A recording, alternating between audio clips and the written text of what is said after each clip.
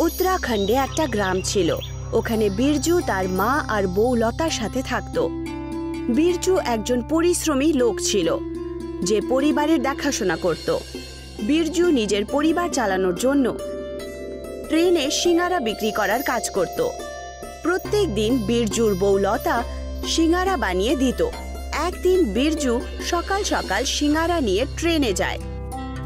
সিঙ্গারা সিঙ্গারা, গরম গরম সিঙ্গারা, টাটকা টাটকা সিঙ্গারা, গরম গরম সিঙ্গারা। এই যে দাদা, সিঙ্গারা খাবেন নাকি? কি বলেন? না, আমি সিঙ্গারা খাই না, আমি ডায়েটে রয়েছি। ডায়েটে রয়েছেন? সেটা আবার কি? কোনো স্টেশনের নাম নাকি? আরে না না, কোনো স্টেশনের নাম নয়। আরে মানুষ যখন তার ওজন কমাতে চায় তখন সে ডায়েট করে, বুঝতে পেরেছো? আরে যখন সে ডায়েট করে তখন কম খায়। আচ্ছা তাই বুঝি? আমাদের গরিব মানুষেরা তো তাহলে রোজই ডায়েট করে। গ্রাহকদের সিঙ্গারা বিক্রি করার পর বিরজুর কাছে কয়েকটা সিঙ্গারা বেঁচে যায়। বিকেল বেলা হয়ে গেছিল। বিরজু একজন লোককে বলল, এই যে বাবু, সিঙ্গারা খাবেন নাকি? বাস কয়েকটা বেঁচে রয়েছে। আরে না না, আমার কাছে আমার স্যান্ডউইচ রয়েছে, বুঝতে পেরেছো? আমি সেটাই খাবো। সেটা আবার কি, এই স্যান্ডউইচ? আরে যে বাইরের খাবার খেতে ভালোবাসে না সেই খায় স্যান্ডউইচ। এই নাও, তুমিও একটু খেয়ে দেখো না। ওই লোকটা বিরজুকে একটা স্যান্ডউইচ দেয়, যেটা খেয়ে বিরজু বলে, বাবা এ তো বেশ সুস্বাদু খেতে। এরপর থেকে আমি স্যান্ডউইচও বিক্রি করব। সিঙ্গারার সাথে স্যান্ডউইচ, আরো বেশি রোজগার হবে। এইটুকু বলে বিরজু বাড়ি চলে আসে আর সমস্ত কথা নিজের মা আর বউ লতাকে বলে। আরে আমাদের এখন সিঙ্গারার সাথে সাথে স্যান্ডউইচও বিক্রি করতে হবে, তাহলে মানুষের স্বাস্থ্যও ভালো থাকবে আর আমাদের ব্যবসাও বাড়বে। কি বলো? স্বাস্থ্য তো ঠিক আছে, কিন্তু আমরা এটা বানাবো কি করে? আর যদি আমরা রোজগার না করতে পারি তখন? লতা ঠিকই বলছে। দেখো সোনা, একটা কাজ কর, কিছুদিন তুই শুধু স্যান্ডউইচ বিক্রি কর সিঙ্গারার জায়গায়, হয়তো এই ব্যবসাটা চলেই যাবে। আমি তোমাকে কাল থেকেই স্যান্ডউইচ বানিয়ে দিয়ে দেব। ঘরের লোকেদের কথা শুনে বিরজু সেরকমটাই করে আর সিঙ্গারার জায়গায় সিঙ্গারা বিক্রি করার জন্য ট্রেনে যায়। আর প্রথম দিন অল্প স্বল্প ইনকাম করে বাড়ি চলে আসে। এত কম স্যান্ডউইচ বিক্রি হয়েছে এটা দেখে মা আর লতা বলে, মন খারাপ করিস না বিরজু, আজ তো প্রথম দিন তাই না? কাল আবার চলে যাস, কাল তোর ভালো দিন যাবে। কালকের তৈয়ারি আমি আজই করে ফেলেছি। আমরা যেরকম আলাদা আলাদা সিঙ্গারা বিক্রি করতাম সেরকমই আলাদা আলাদা রকমের স্যান্ডউইচ বিক্রি করব। অন্য কোনো উপায়? কিরকম স্যান্ডউইচ বিক্রি করব? আরে কি বলতে চাও তুমি? আমরা কাল পাহাড়ি স্যান্ডউইচ বিক্রি করব। পাহাড়ি স্যান্ডউইচ এমন একটা স্যান্ডউইচ যে একটা স্যান্ডউইচ দিয়ে পুরো পরিবারের পেট ভরতে পারে, এইরকম স্যান্ডউইচ। কিন্তু বৌমা, এর খরচা আমরা কি করে তুলব? পাহাড়ি স্যান্ডউইচ বানানোর জন্য আমাদের অনেক খরচা হয়ে যাবে যে, আর যদি ব্যবসা না চলে তাহলে সমস্ত পয়সা খারাপ হয়ে যাবে। কিন্তু আমাদেরকে সাহস করে করতেই হবে, নয়তো আমরা এইভাবেই থেকে যাব। লতা স্যান্ডউইচ বানায় আর পরের দিন বিরজু একটা ঝুড়ি ভরে পাহাড়ি স্যান্ডউইচ নিয়ে ট্রেনে যায় আর তারপর বিক্রি করতে শুরু করে। স্যান্ডউইচ, পাহাড়ের স্যান্ডউইচ, যে খাবে সেই হাসবে আর যে খাবে না সে আফসোস করবে। স্যান্ডউইচ, পাহাড়ের স্যান্ডউইচ। বিরজুর পাহাড়ি স্যান্ডউইচ কিছু ঘন্টার মধ্যেই পুরো বিক্রি হয়ে যায়। ও খুশি হয়ে এই কথা বাড়িতে এসে বলে আর মা সমস্ত শাবাশি লতাকে দিয়ে দেয় আর বলে, খুব ভালো উপায় বার করেছো বৌমা, মজাই হয়ে গেল। ধন্যবাদ মা, কিন্তু এটা তো আমার কর্তব্য ছিল। সময় কেটে যাচ্ছিল। বিরজুর এই পাহাড়ি স্যান্ডউইচ খুব প্রসিদ্ধ হয়ে গেল। কয়েকবার তো সমস্ত স্যান্ডউইচ স্টেশনেই বিক্রি হয়ে যেত। বিরজুর ট্রেনে চড়ার দরকারও পড়তো না। কিন্তু বিরজুর সাথে অ্যাক্সিডেন্ট হয়ে যায়। ডাক্তার বিরজুকে পুরো 6 মাসের জন্য বেড রেস্টের জন্য বলে। পুরো পরিবার যেন ভেঙে গেল। মা আর লতার মন পুরোপুরিভাবে ভেঙে গেল। 6 মাসের আরাম মানে বেড রেস্টের কথা শুনে বিরজু আর লতার মন খারাপ হয়ে গেল। আপনাকে 6 মাস অবধি আরাম করতে হবে, আর নিজের পিঠের হাড়ে বেশি জোর দিলে ব্যথা আরো বাড়তে পারে। আপনার খেয়াল রাখুন আর এই ওষুধগুলো নেবেন। লতা আর মা ওকে বলেন, আমাদের পরিবারে এটা কেমন দুঃখ চলে এলো। বীরজু সোনা, এখন তুই ট্রেনে ব্যবসা করতে যেতে পারবি না, আর এরই লাভ উঠিয়ে আমাদের প্রতিবেশী কিরোরিমল এইরকমই পাহাড়ি স্যান্ডউইচ বানিয়ে বিক্রি করছে। আমাদের কাছে কয়েকদিনেরই টাকা বেঁচে আছে, কিছু টাকা পয়সা তো হাসপাতালের চিকিৎসাতেই বেরিয়ে গেল। এইটুকু বলতেই হসপিটালে বীরজুকে দেখার জন্য স্টেশন মাস্টার আসেন, আর ওনাকে দেখে বীরজু নরম অবস্থায় ওঠার চেষ্টা করে। আরে শুয়ে থাকো, শুয়ে থাকো। কেমন আছো তুমি? যখন আমি শুনলাম যে তোমার অ্যাক্সিডেন্ট হয়েছে, সঙ্গে সঙ্গে ভাবলাম তোমার সাথে দেখা করে আসি। মালিক, যা হয় তা তো উপরওয়ালার জন্যেই হয়, না হলে তো আমি আজকে বেঁচেই থাকতাম না। আরে এরকম বাজে কথা বলো না, সব ঠিক হয়ে যাবে। এমনিতেই আমি তোমার পাহাড়ি স্যান্ডউইচ খুব মিস করছি। আমার 3 মেয়ে তোমার ওই পাহাড়ি স্যান্ডউইচ খেতে খুব ভালোবাসতো, আর আমিও। বীরজু ওনার কথা শুনছিল, আর তক্ষুনি লতা আর মা ওষুধ নিয়ে আসে।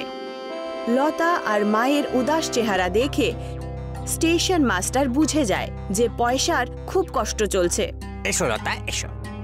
লতা আর মা, এ হলো লতা আর উনি হলেন আমার মা।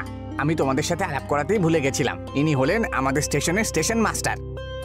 শুরুর দিকে ইনি আমাদের খুব সাহায্য করেছেন।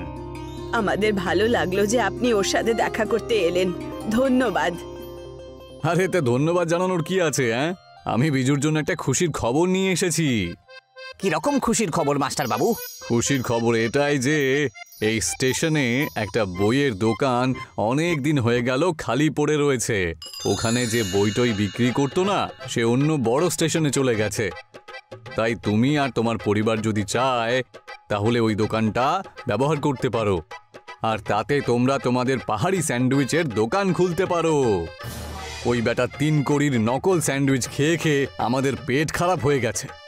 স্টেশন মাস্টারের কথা শুনে যেন পুরো পরিবার খুব খুশি হয়ে উঠল, যেন সবাই সান্ত্বনা পেয়ে যায়। আর বীরজু আর লতা বলে, কি সৌভাগ্য আমাদের যে আপনি আমাদের এত বড় উপকার করলেন। যতদিন আমি হসপিটালে রয়েছি ততদিন লতা আর মা, তারপর আমি যেই ঠিক হয়ে যাব সঙ্গে সঙ্গে আমি নিজে পাহাড়ি স্যান্ডউইচ তৈরি করে দোকানে বিক্রি করব। দোকান খোলার পর আমাদের গ্রাহক স্থায়ী হয়ে যাবে আর আমদানিও বাড়বে। এটা তো খুব ভালো কথা, এটা আমরা তাড়াতাড়ি শুরু করব। স্টেশন মাস্টার এই কথা শুনে বীরজুর জন্য একটা দোকান ভাড়ায় নিয়ে নেয়। লতা আর মা দুজনেই মিলে পাহাড়ি স্যান্ডউইচের একটা দোকান খোলে। কিরোরিমলের স্যান্ডউইচ এখন কেউ কেনে না। কিছুদিন ভালো ব্যবসা করার পর ওরা দোকানের ভাড়া ভরে দিল, আর মা স্টেশন মাস্টারকে ধন্যবাদ জানালো। বীরজুর শরীরও এখন আস্তে আস্তে ঠিক হলো, আর বীরজু নিজের দোকানে খুবই খুশি মনে পাহাড়ি স্যান্ডউইচ বিক্রি করতে শুরু করে দেয়, আর পুরো পরিবার হাসি খুশি থাকতে শুরু করে। তামিলনাড়ুর একটি গ্রামে সন্ধ্যা আর তার স্বামী ইডলি বিক্রি করে সংসার চালাতো। সন্ধ্যার স্বামী মনোজ ইডলি বিক্রি করাতে তাকে সাহায্য করত। পরিশ্রমী আর যোগ্যতা থাকার সঙ্গে সঙ্গেও সে খুব দয়ালুও ছিল। অনেক সময় সে ইডলি ফ্রিতেও দিয়ে দিত। সন্ধ্যার বাবা আয়ুর্বেদের অনেক বড় বৈদ্যও ছিল, আর সেই জন্য সন্ধ্যাও এই জড়িবুটি, গাছপালা আর সমস্ত আয়ুর্বেদিক জিনিসের ব্যাপারে ভালো জ্ঞান ছিল।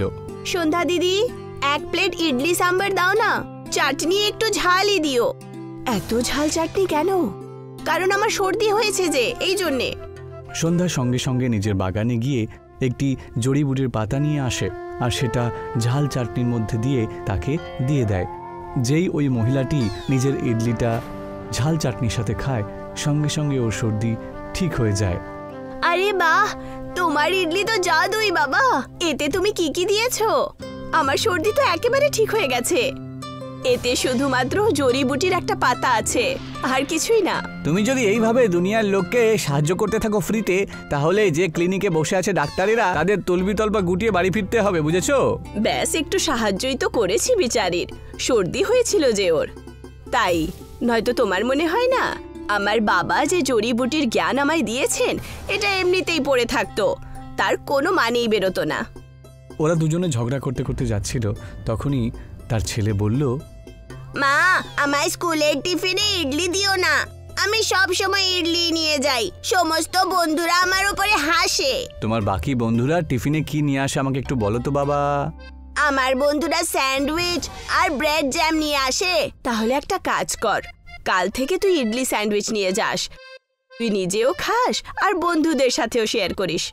হুররে, আমি কাল থেকে ইডলি স্যান্ডউইচ নিয়ে যাব। টনি চলে যাবার পরেই মনোজ সন্ধ্যাকে জিজ্ঞাসা করে, আচ্ছা গিন্নি একটা কথা বলো তো, এই ইডলি স্যান্ডউইচটা আবার কি? আরে ওটা তো আমি ব্যাস এমনিতেই বলেছি, কালকে ইডলি দেব, ব্যাস একটু বিশেষ পাতা অ্যাড করে দেব। তুমিও না, কি যে করো। পরের দিন থেকে সন্ধ্যা আবার নিজের ইডলির দোকানটা খোলে। কেনা বেচা তো ভালোই হচ্ছিল। তখনই মনোজ ওর কাছে আসে। সন্ধ্যা, তুমি এক্ষুনি দোকানটা বন্ধ করো, আমাদের এখান থেকে বেরোতে হবে। শহরে ভয়ঙ্কর একটা রোগ ছড়িয়ে পড়েছে আর আস্তে আস্তে গ্রামের দিকে এগিয়ে আসছে। আর সরকার সমস্ত দোকানপাট বন্ধ করে বলেছে যে ঘরে থাকতে, কেউ যেন বাইরে না বেরোয়। এটা হঠাৎ করে কি করে হলো? ওকে তো আমি এক্ষুনি স্কুলে ছেড়ে আসলাম। যাও গিয়ে ওকে নিয়ে এসো। সমস্ত বাচ্চারা নিজেদের বাড়িতে রয়েছে আর তুমি ওকে স্কুলে পাঠিয়েছো। মনোজের কথা শুনে হুড়োহুড়ি করে সন্ধ্যা নিজের বাচ্চা টনিকে স্কুল থেকে নিয়ে আসতে যাচ্ছিল। তখনই স্কুলের বাসটা ওদের বাড়ির সামনে চলে আসে। চলো বাড়ি চলো সোনা। সন্ধ্যা, মনোজ আর টনি ওরা তিনজনে একসাথে বাড়ি চলে যায়। আর ওদের কাছে যা টাকা পয়সা থাকে সেসব দিয়ে মুদিখানার দোকান, খাবার দাবার সেই সব কিছু কিনে নিয়ে বাড়ি ফিরে যায়। আর তারপর সন্ধ্যা গিয়ে মনোজকে বলে, আমাদের কাছে মাত্র কিছুই খাবার দাবার বেঁচে আছে, কতদিন অবধি বাড়িতে থাকতে হবে কিচ্ছু জানি না। আচ্ছা, আমরা তো তোমার বাবার কাছ থেকে এই ব্যাপারে একটু সাহায্য নিতেই পারি। আয়ুর্বেদের ওপরে ওনার অনেক জ্ঞান রয়েছে, তাই না? এইসব ছোটখাটো রোগের ব্যাপারে ঝটপট একটা সমাধান বের করতে পারবেন। মনোজের কথা মতো সন্ধ্যা নিজের বাবাকে ফোন করে সব সমস্যার কথা বলে দেয়। তখন তার বাবা বলে, এই সব সমস্যার সমাধান আমি তোমাকে আগেই বলেছি। তোমার তো ছোটবেলা থেকেই জড়িবুটির ওপর নিয়ে অনেক জ্ঞান রয়েছে। যাও নিজের বাগানে গিয়ে ওই জাদু জড়িবুটি নিয়ে ব্যবহার করো, বুঝতে পেরেছো? আর সমস্ত রোগ থেকে তোমরা মুক্ত করতে পারো সবাইকে। নিজের বাবার কথা শুনে সন্ধ্যা ঘরে যায় আর বাড়িতে রাখা সেই বইটা খোঁজ করে। আর সেখানেই সেই রোগের একটা ওষুধ লেখা থাকে। আর তখন আনন্দের সাথে নিজের স্বামী মনোজকে গিয়ে বলে, বাবা যে জাদুই জড়িবুটি বলেছেন ওটা আমাদের বাগানে অনেকগুলো আছে, আমরা ওগুলোকে আমাদের ইডলি স্যান্ডউইচে মিলিয়ে পুরো গ্রাম আর শহরের লোকেদেরকে ঠিক করে দিতে পারি। তাহলে দেরি করছো কেন? আমাদের ওই জড়িবুটির সাহায্যে মানুষের উপকার করা উচিত, যাতে আমরা সবাইকে সাহায্য করতে পারি। কিন্তু আমাদের কাছে কিছুদিনেরই জিনিসপত্র আছে, আর যদি আমরা এগুলোও শেষ করে দিই তাহলে আমরা আগে কি করব? জানি না অসুস্থতা কতদিন থাকবে আর কখন যাবে। আরে এর পরে কি হবে সেসব নিয়ে চিন্তা করো না। আর তোমার বাবা যেমনটা বলেছে সেই জড়িবুটি নিয়ে ইডলি স্যান্ডউইচে মিশিয়ে সবাইকে খাইয়ে দাও। মনোজের এই কথা শোনার পর সন্ধ্যা নিজের বাগান থেকে জাদু জড়িবুটি নিয়ে আসে। এটা এমন এক জড়িবুটি যেটা শুধুমাত্র সিদ্ধ পুরুষ আর ওদের বংশধরদের কাছেই ছিল। সেই জড়িবুটি নিয়ে এসে সন্ধ্যা নিজের পাড়া প্রতিবেশীদের জন্য ইডলি স্যান্ডউইচ বানিয়ে তার মধ্যে মিশিয়ে খাইয়ে দেয়। এটা দিয়ে তো 4-5টা পরিবারকেই সাহায্য করতে পারবো আমরা, কিন্তু এত কমে এতে তো কোনো লাভ হবে না, তাই না? যেমাত্র লোকেরা জানতে পেরে যাবে যে এটা জাদুই স্যান্ডউইচ, তখন ওরা নিজেদের ঘর থেকে রেশন আর অনেকগুলো খাবারের জিনিসও আমাদের দেবেন। ওই সব জিনিসগুলো দিয়ে আমরা আরও জিনিস বানিয়ে নেব। আশেপাশের অনেকের বাড়িতেই সন্ধ্যা আর মনোজকে ইডলি স্যান্ডউইচ ভাগ করে দিয়ে আসে। ইডলি স্যান্ডউইচ যখন সবাই খায় তখন ওরা পুরোপুরি ঠিক হয়ে যায়। ওদের খিদে আর ওদের রোগ সঙ্গে সঙ্গে উধাও হয়ে যায়। আপনার এই সহায়তায় আমার বাচ্চাটা অসুস্থতা থেকে বেরিয়ে এসেছে। ভগবান আপনার ভালো করুক। আমরা পুরো গ্রাম আর শহরের লোকেদের ঠিক করতে চাই, সেই জন্য আমাদের আপনার বাড়ি থেকে রেশন চাই। এটা আবার কোনো জিজ্ঞাসা করার জিনিস? আমার তো রেশনের দোকান আছে, এটা তো তুমি জানোই। ব্যাস আমার একটা শর্ত আছে, আমাকে জাদুইওয়ালা স্যান্ডউইচই খাইও। আপনাকে এটা বলার দরকার নেই, চলুন আমরা শুরু করি।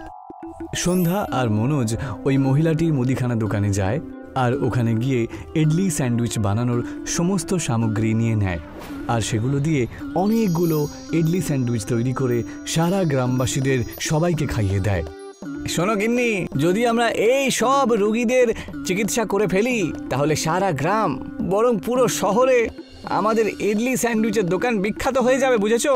আর লোকেরা তো আয়ুর্বেদিকের ব্যবহার করতে শুরু করবে। তুমি একদম ঠিক বলেছ। আমাদেরকে শুধু জাদুই জড়িবুটি ওই ইডলির মধ্যে রেখে তার স্যান্ডউইচ বানাতে হবে, আর সমস্ত কাজ হয়ে যাবে। চলো, দেরি না করে আমরা কাজ শুরু করে দিই।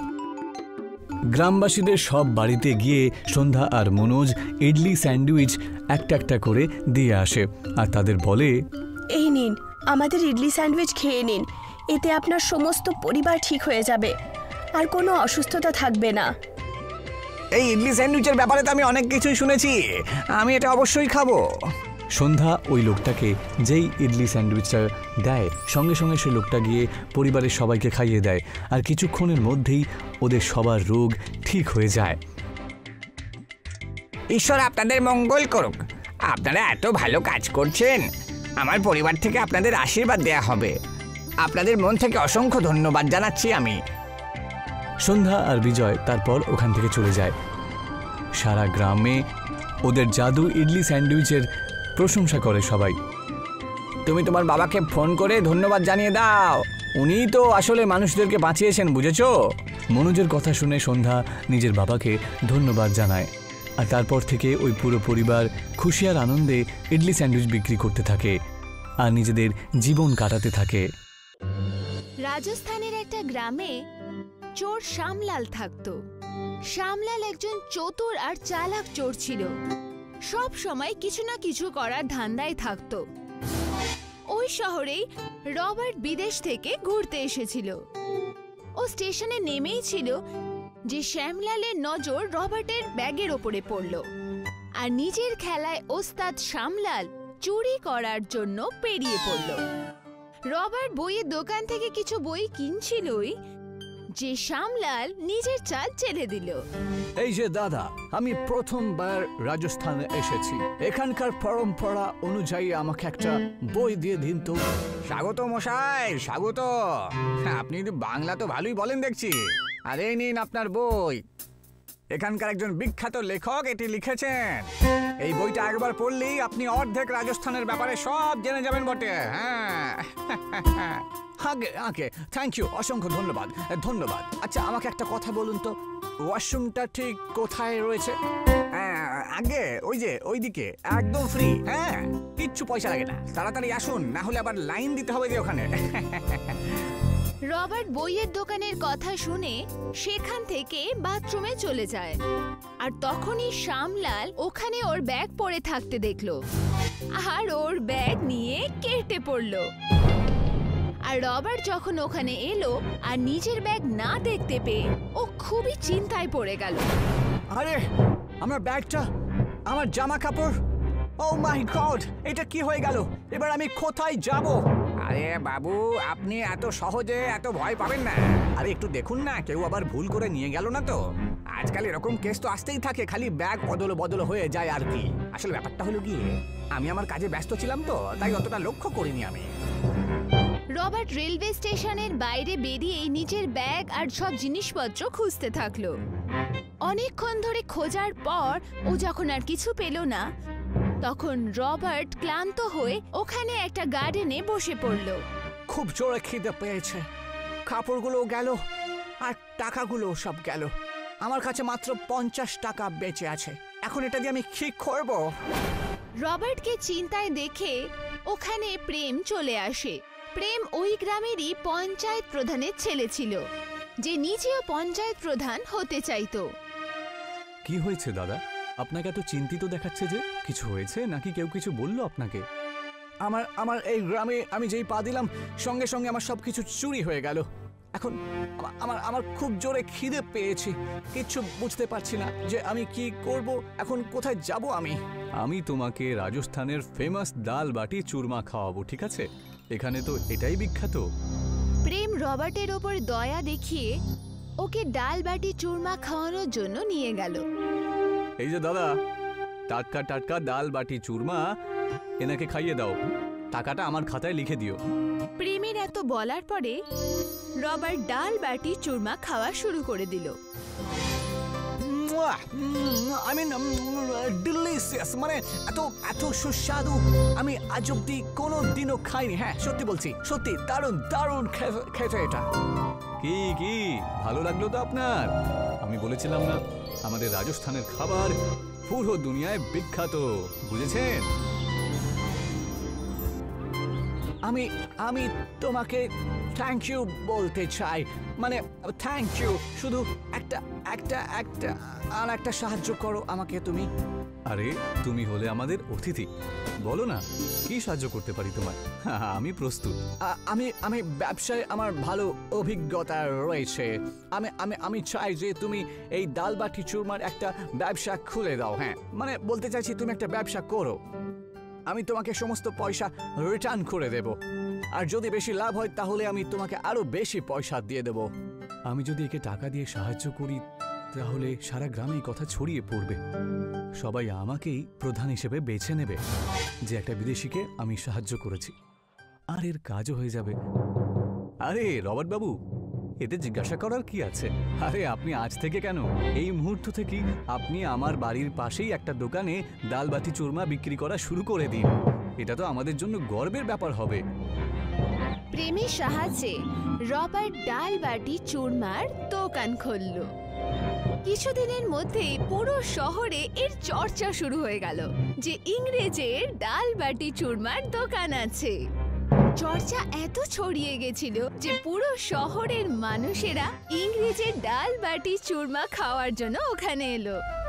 এই যে দাদা, আরে আমাকেও দিয়ে দাও এই ডাল বাটি চুরমা, আমি শুনেছি খুব ভালো নাকি বানাও তুমি। আরে এটা তো এখানকার মানুষদের ভালোবাসা, এইসব কিছু আমি বিদেশি বলে সেই জন্য তো নয়, ডাল বাটি চুরমাকে সবাই বেশি ভালোবাসে।